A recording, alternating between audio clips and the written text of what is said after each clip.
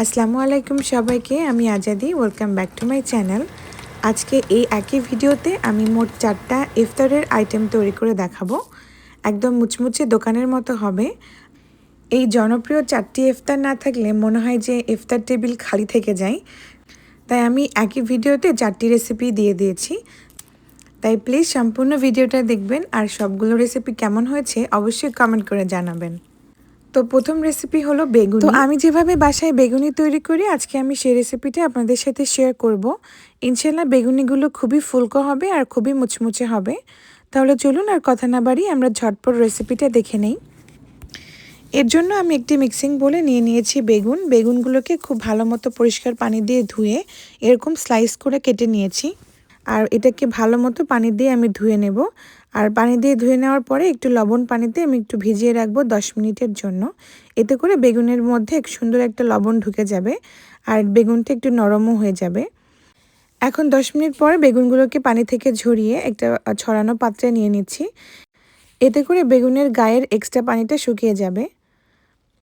এখন বেসনের গোলাটা বানানোর জন্য একটি মিক্সিং বোলে একটা এরকম চালুনি নিয়েছি। ওর মধ্যে দিয়ে দিলাম 1 কাপ ভরে বেসন, 1/4 কাপ চালের গুঁড়ো আর প্রায় হাফ চা চামচ মতো লবণটা আপনাদের পছন্দ মতো আপনারা অ্যাডজাস্ট করে নেবেন।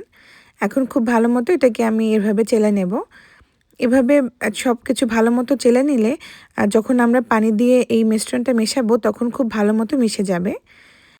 এখন এর মধ্যে আরও দিয়ে দিলাম হাফ চা চামচ লাল মরিচের গুঁড়া, হাফ চা চামচ হলুদ গুঁড়া আর হাফ চা চামচ আদা রসুন বাটা।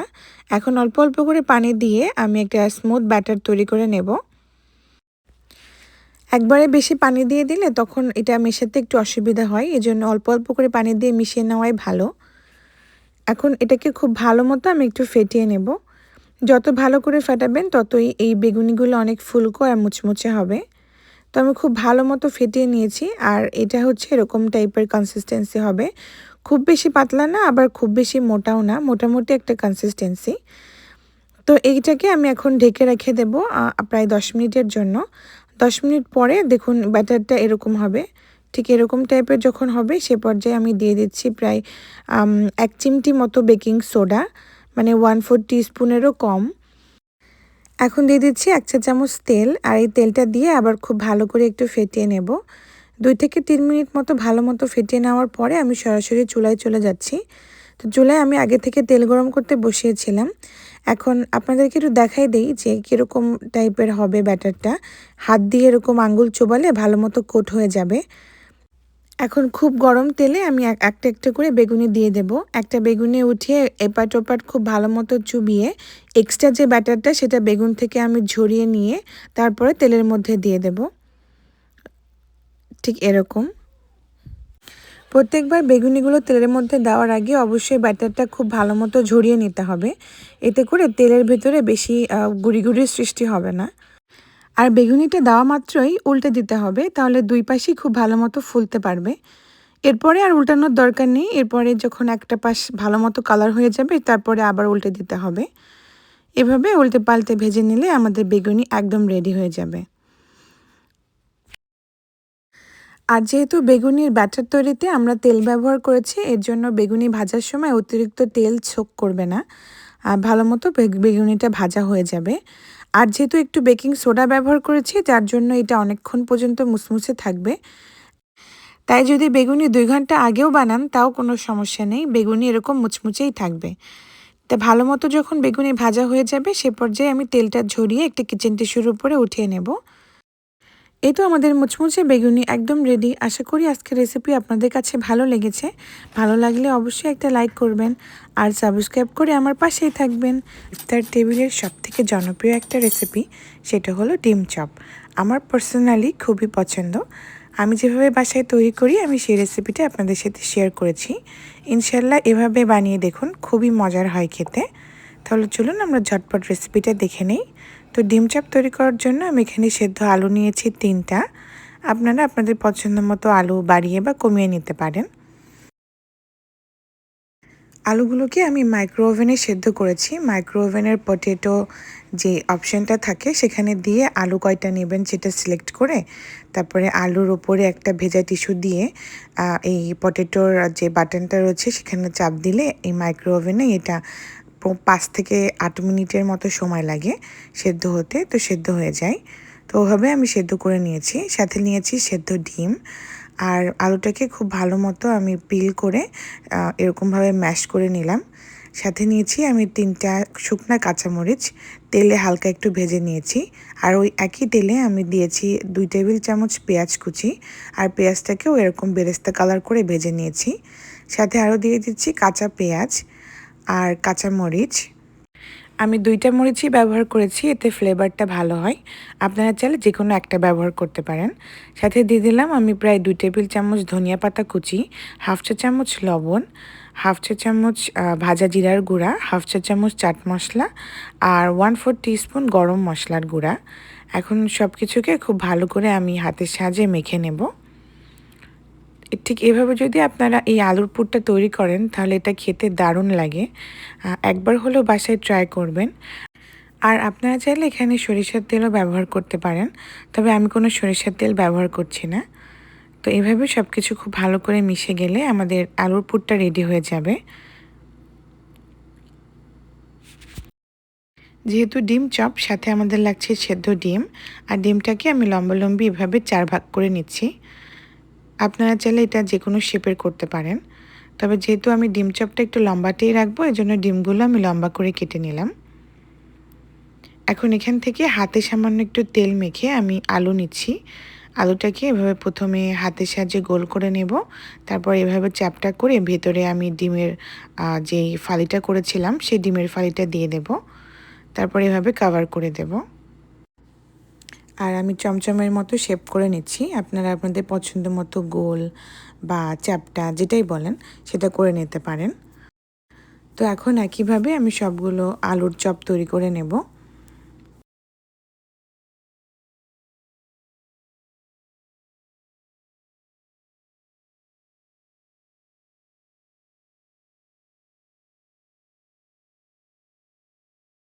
এখন এই আলুর চপগুলোকে আমি ব্রেড ক্রাম্বসে গড়িয়ে নেব। তো এর জন্য আমাদের লাগছে ব্রেড ক্রাম্বস। আমি ব্রেড ক্রাম্বসটা তৈরি করেছি, ব্রেডের যে এজেসগুলো থাকে সেগুলোকে আমি ফেলে না দিয়ে সেগুলো অল্প একটু ড্রাই রোস্ট করে ব্লেন্ডারে ব্লেন্ড করে নিয়েছি। আর সাথে লাগছে একটা ডিম। ডিমটাকে অবশ্যই খুব ভালো মতো ফেটে নিতে হবে। ফেটানো হয়ে গেলে একটা একটা করে চপ ডিমের মধ্যে দিয়ে এভাবে ভালো মতো গড়িয়ে নিয়ে, মানে চারিদিকে খুব ভালো মতো লাগিয়ে নিতে হবে ডিমের অংশটা। তারপরে ব্রেড ক্রাম্বসের মধ্যে দিয়ে খুব ভালো মতো কোট করে নিতে হবে। আর আমি একটা কোটই করছি, আপনারা চাইলে এটা ডাবল কোটও করতে পারেন, এতে আরও বেশি মুচমুচে হয়। তো আমি আজকে একটা কোটই করছি। 2টা কোট করতে হলে এ পর্যায়ে আবার ডিমের মধ্যে মিশাতে হবে, তারপরে আবার এভাবে ব্রেড ক্রাম্বসের ভিতরে গড়িয়ে নিতে হবে। এটা আমাদের একটা চপ রেডি হয়ে গেল। ঠিক একইভাবে আমি সবগুলো এখন তৈরি করে নিচ্ছি। সবগুলো চপ এরকম ব্রেড ক্রাম্বসের ভিতরে গড়িয়ে নেওয়া হয়ে গেলে আপনারা চাইলে এগুলোকে ডিপ ফ্রিজে ফ্রিজ করতে পারেন। একটা জিপলক ব্যাগের মধ্যে ঢুকিয়ে এটাকে আপনারা ডিপ ফ্রিজ করে মানে একদম হার্ড করে ফেলবেন। তারপর যখন ভাজবেন তার আগে আপনারা এটা বের করে তেলে ভেজে নিলেই হয়ে যাবে। তো এই তো আজকে আমি ডিপ ফ্রিজ করছি না, আজকে সরাসরি সবগুলোই ভেজে নেব। এর জন্য আগে থেকে তেল গরম করতে দিয়েছিলাম। তেল মোটামুটি গরম হয়ে গেলে আলুর চপগুলোকে আমি তেলের মধ্যে দিয়ে দিচ্ছি। এখন খুব অনবরত নেড়ে চেলে সুন্দর একটা কালার আসা পর্যন্ত আমি অপেক্ষা করব। আর একটু ডুবো তেলে ভাজার চেষ্টা করবেন, তাহলে আলুর চপগুলো চারিদিকে সুন্দর একটা কালার আসে। তাই জন্য আমি একটা ছোট পাত্রে অনেকগুলো তেল নিয়ে তারপরে ভেজে নিলাম। আর অনবরত এরকম একটু নেড়েচেড়ে দিতে হবে, তাহলে অনেক সুন্দর কালারটা চলে আসবে। আপনারা চাইলে এটাকে এয়ার ফ্রায়ারও করতে পারেন, সেটাও খেতে অনেক মজা হয়। এয়ার ফ্রায়ারে আপনাদের পছন্দ মতো যেই ফ্রায়ারের অপশনটা রয়েছে সেখানে এই আলুর চপগুলোকে দিয়ে অল্প একটু তেল স্প্রে করতে পারেন। আবার না করলেও হবে, তাতেও এই আলুর চপগুলো এরকমভাবে ক্রিস্পি হয়ে বের হবে। তো এই তো আমি আজকে তেলেই ভেজে দেখালাম, যেমনটা দোকানে হয় ঠিক তেমনভাবে দেখিয়েছি। তো এই তো দেখুন কতটা সুন্দর হয়েছে, একটা আলুর চপও ফেটে যায়নি। আর সাউন্ডটা শুনে বুঝতে পারছেন কতটা মুচমুচে হয়েছে। তো তো অবশ্যই বাসায় এই আলুর চপটা ট্রাই করবেন, আর ইনশাল্লাহ সবার খুব পছন্দ হবে। সবাই একটা আলুর চপের জায়গায় দুটা খেয়ে নিতে পারে, তো বেশি করে বানিয়ে রাখবেন। মুচমুচে ডাল বড়া রেসিপি খুবই ক্রিস্পি হবে আর দেখতে খুবই কিউট হবে। রেসিপিটা তৈরি করা খুবই সহজ, তাহলে চলুন দেখে নেই। তো ডাল বড়ার জন্য আমি আগে থেকে 2 কাপ মসুর ডাল আর 1 কাপ বুটের ডাল এরকম পানিতে ভিজিয়ে রেখেছিলাম প্রায় 6-7 ঘন্টা। 6-7 ঘন্টা পরে দেখুন ডালগুলো ফুলে এরকম ডাবল হয়ে গেছে। এখন ডালগুলোকে আমি ব্লেন্ডারে ব্লেন্ড করে নিয়েছি। আপনারা চাইলে এটা পাটাও বেটে নিতে পারেন। তো ব্লেন্ডারে আমি বেটে নিয়েছি, আর একটু শক্ত করে বাটতে হবে, ঠিক এরকম। তো এখানে অনেকখানি ডাল বাটা রয়েছে, তো এখান থেকে আমি প্রায় 3/4 কাপের মতো ডাল বাটা রেখে বাকি ডাল বাটাগুলোকে জিপলক ব্যাগের মধ্যে ভরে আমি সংরক্ষণ করব ডিপ ফ্রিজে। তো যেটুকু পরিমাণ আপনাদের দরকার সেটুকু জিপলক ব্যাগের মধ্যে ভরে ডিপ ফ্রিজে সংরক্ষণ করতে পারেন। শুধু ডিপ ফ্রিজ থেকে বের করেই এরকমভাবে মাখিয়ে নিলেই হয়ে যাবে।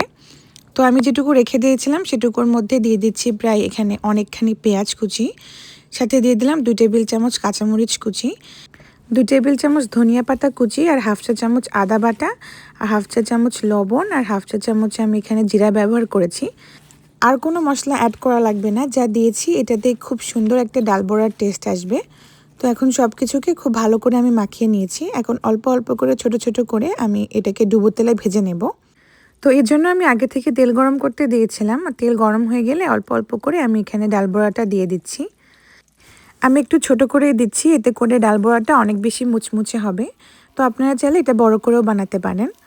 এখন ডুবো তেলের ভেতরে ডাল বড়াটাকে আমি খুব ভালো করে ভেজে নেব। এই অবস্থায় কিন্তু ডাল বড়াটা অনেক বেশি নরম থাকে, তো ডাল বড়াটা বেশি নাড়াচাড়া করার দরকার নেই। যখন দেখবেন নিচের থেকে একটা সাইড ভালো মতো কালার চলে এসেছে, সে পর্যায়ে ডাল বড়াটাকে আমি উল্টে দেব। ঠিক এভাবেই ডাল বড়াটাকে ভেজে নিতে হয়। যদি অতিরিক্ত বেশি নাড়ানাড়ি করা হয় তাহলে কিন্তু ডাল বড়া ভেঙে যেতে পারে। তো এক সাইড ভালো মতো কালার হয়ে গেলে দেন উল্টে দিতে হবে। তারপরে অপর সাইডটা পছন্দ মতো কালার হয়ে যাওয়া পর্যন্ত আপনি ভেজে নিতে পারেন। তো আমি গোল্ডেন কালার করে ভেজে নিচ্ছি। আপনারা চাইলে এর থেকে আরও বেশি লাল করেও ভাজতে পারেন।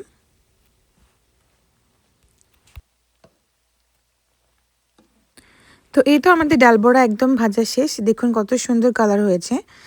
এখন ডাল বড়া বা ডাল পেঁয়াজগুলোকে আমি ভালো মতো তেল ঝরিয়ে একটা কিচেন টিস্যুর উপরে উঠিয়ে নিয়েছি।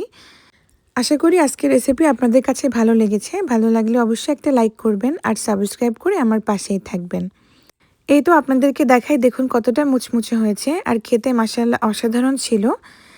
আপনাদের কার কোন পেঁয়াজুটা পছন্দ, ডাল পেঁয়াজু নাকি এমনি পেঁয়াজু, অবশ্যই আমাকে কমেন্ট করে জানাবেন। করে দেখাচ্ছি একদম দোকানের মতো মুচমুচে মোটা জিলাপি। যারা জিলাপি খুব পছন্দ করেন আর একদম দোকানের মতো রেসিপি খুঁজছেন তাদের জন্য আজকের এই রেসিপি। মাত্র ঘরে থাকা উপকরণ দিয়ে আমি এই জিলাপিটা তৈরি করেছি, আর ইনশাল্লাহ খুবই মুচমুচে হবে আর অনেকক্ষণ পর্যন্ত মুচমুচে থাকবে।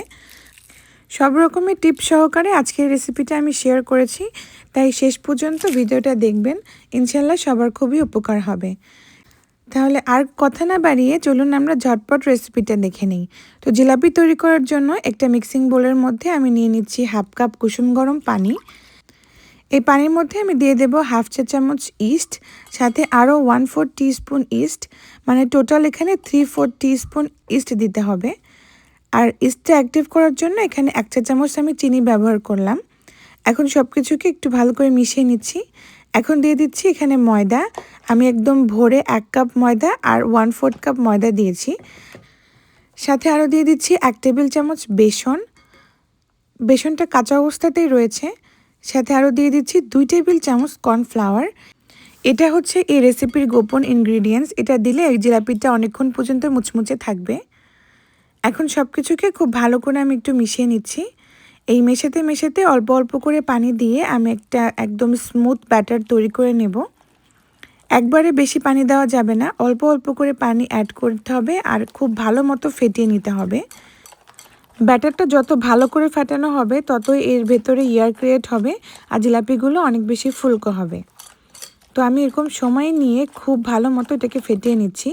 ফেটানোর সময় একটু কষ্ট হবে কারণ এটা অনেক মানে স্টিকি হয়ে যায়। তো তারপরেও এটা খুব ভালো মতো ফেটিয়ে নিতে হবে। তো আমি অল্প অল্প করে পানি দিয়ে হাত ব্যথা না হয়ে যাওয়া পর্যন্ত আমি ফেটিয়ে নিয়েছি। প্রায় 3 থেকে 4 মিনিট মতো হবে আমি খুব ভালো মতো জোরে জোরে ফেটিয়ে নিয়েছি। ফেটানো হয়ে গেলে এখানে দিয়ে দিচ্ছি 1 চা চামচ গলানো ঘি। আপনারা চাইলে ঘিয়ের পরিবর্তে এখানে তেল ব্যবহার করতে পারেন, তবে ঘিটা দিলে অনেক সুন্দর হয়, মানে ফ্লেভারফুল হয়।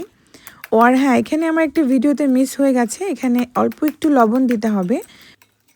আমি এখানে 1/4 টিস্পুন মতো লবণ দিয়েছিলাম। ঘিটা দেওয়ার পরে আমি আরও 2 মিনিট মতো ফেটিয়ে নিয়েছি। আর দেখুন এখন খুবই বেশি স্মুথ হয়ে গেছে আর কালারটাও চেঞ্জ হয়ে এসেছে। এখন একটা প্লাস্টিক র্যাপার দিয়ে আমি ঢেকে এটাকে একটা গরম জায়গায় রেখে দেব। যদি আপনাদের হাতের কাছে প্লাস্টিক র্যাপার না থাকে তাহলে একটা ঢাকনা দিয়ে ঢেকে কম্বলের মধ্যে রেখে দিতে পারেন। আবার চাইলে চুলার পাশে, গরম চুলার পাশেও রেখে দিতে পারেন। তো 2 ঘন্টা পরে আগে আমি ব্যাটারটা খোলার আগেই শিরাটা বানিয়ে নিচ্ছি। তো এখানে আমি নিয়েছি 2 কাপ চিনি, পানি দিয়ে দিচ্ছি 2 কাপ। এখন এটাকে একটু মিশিয়ে নিয়ে ফ্লেভারের জন্য দিয়ে দিচ্ছি প্রায় 4টা এলাচ। আপনারা আপনাদের পছন্দ মতো যে কোনো ফ্লেভার এখানে অ্যাড করতে পারেন। এখন অপেক্ষা করব চিনি শিরাটা বলক চলে আসা পর্যন্ত। যখন চিনি শিরাটা ভালো মতো ফুটে গেছে আর আমি এরকম অবস্থাতে প্রায় 3 থেকে 4 মিনিট মতো ফুটিয়ে নিয়েছি। 3-4 মিনিট পরে এরকম একটু চেক করে দেখবেন খুবই আঠালো টাইপের হয়েছে। আর হাতের মধ্যে কয়েকবার এরকম ট্যাপ করলেই হালকা তারের মতো আসছে, খুব বেশি আসছে না। মানে অতিরিক্ত বেশি যদি আপনি একতার করতে চান তাহলে কিন্তু জিলাপি শিরাটা অনেক বেশি ঘন হয়ে যাবে। তো একদম ঘন স্টিকি টাইপের একটা শিরা তৈরি করতে হবে। শিরাটা যাতে ঘন না হয়ে যায় সেজন্য আমি এখানে প্রায় 1 চা চামচ লেবুর রস আর একটু ফ্লেভারের জন্য এখানে 1 চা চামচ ঘি ব্যবহার করেছি। এই ঘি ব্যবহার করার কারণে মনে হবে জিলাপিটা ঘিয়ে ভাজা, তো এর জন্য অল্প একটু ঘি ব্যবহার করবেন। এখন ঢাকনা দিয়ে ঢেকে এটাকে রেখে দিচ্ছি। এখন ব্যাটারটা আমরা খুলে দেখব, দেখুন কতটা ফ্লাফি হয়ে গেছে। এখন ব্যাটারটাকে আরও 2-3 মিনিট মতো ফেটিয়ে নেব। এ পর্যায়ে ব্যাটারটা যত ভালো করে ফাটাবেন ততই জিলাপিগুলো অনেক বেশি ফুলকো হবে আর ভেতর পর্যন্ত রস ঢুকবে আর মুচমুচেও হবে। তো আমি খুব ভালো মতো আরও 2 থেকে 3 মিনিট মতো খুব ভালো করে ফেটিয়ে নিয়েছি।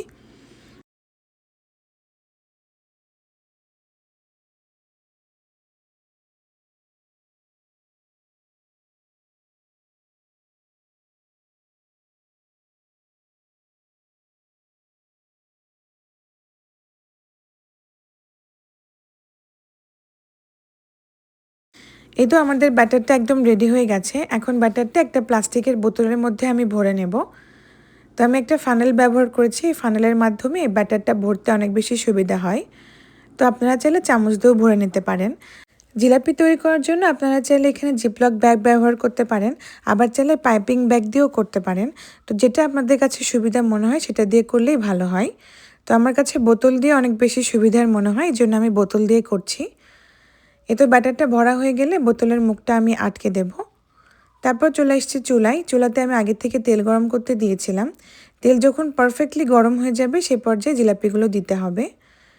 তো আমি যেহেতু বেশি প্রফেশনাল না, এজন্য আমারটা বেশি সুন্দর হচ্ছে না, তারপর আমি চেষ্টা করেছি।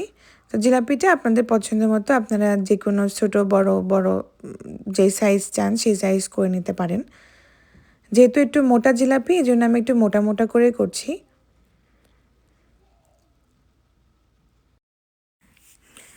আর অবশ্যই এটা খেয়াল রাখবেন, তেলের টেম্পারেচারটা কিন্তু খুব গরম হতে হবে। তেলের টেম্পারেচার যদি খুব ঠান্ডা থাকে বা খুব বেশি গরম থাকে তাহলে একটু প্রবলেম। তো মোটামুটি একটা সুন্দর গরম তেলের ভিতরে জিলাপিটা ছাড়তে হবে যাতে নিচের দিকে চাপটা না হয়ে যায়। খুব ভালো মতো উপরের দিকে জিলাপিটা গোল হয়ে ফুলে ভেসে ওঠে। এখন উল্টে পাল্টে জিলাপিগুলোকে ভেজে নেব। তো আমি যেহেতু কোনো কালার ব্যবহার করিনি এজন্য আমি মোটামুটি একটা কালার করে এটাকে ভেজে নিতে হবে। খুব বেশি কড়া করে ভাজার দরকার নেই, তাহলে কিন্তু আবার জিলাপি অতিরিক্ত বেশি মুচমুচে হয়ে যাবে, তখন শিরা ঢুকতে যাবে না। তো মোটামুটি একটা মুচমুচে যখন হয়ে যাবে, গোল্ডেন কালার হয়ে যাবে, সে পর্যায়ে আমি জিলাপিগুলোকে উঠিয়ে শিরার মধ্যে দিয়ে দেব।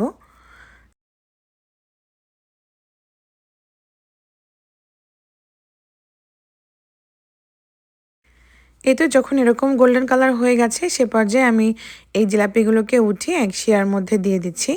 তো এই পর্যায়ে শিরাটা রয়েছে কুসুম গরম আর জিলাপি হচ্ছে খুবই গরম।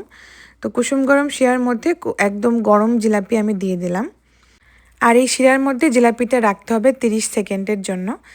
এর থেকে বেশি রাখা যাবে না, এতে করে জিলাপিটা অনেক নরম হয়ে যেতে পারে। তো 30 সেকেন্ড মতো আমি জিলাপিটা এপিট ওপিট করে খুব ভালো মতো শিরার মধ্যে রেখে উঠিয়ে নেব। দেখুন, আপনি দেখলেই বুঝতে পারবেন শিরাটা একদম মানে জিলাপিটা টেনে নিয়েছে আর জিলাপিটা শিরা নিচে চলে গেছে। তার মানে বুঝতে হবে পারফেক্টভাবে শিরাটা খেয়েছে।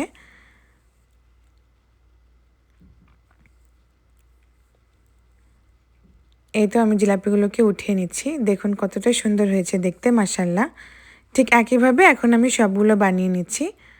তো আপনাদের পছন্দ মতো আপনারা জিলাপিটা যেমন শেপ করতে চান তেমন করে জিলাপিটাকে ভালো মতো গোল্ডেন কালার করে ভেজে শিরার মধ্যে দিয়ে উঠিয়ে নিতে হবে।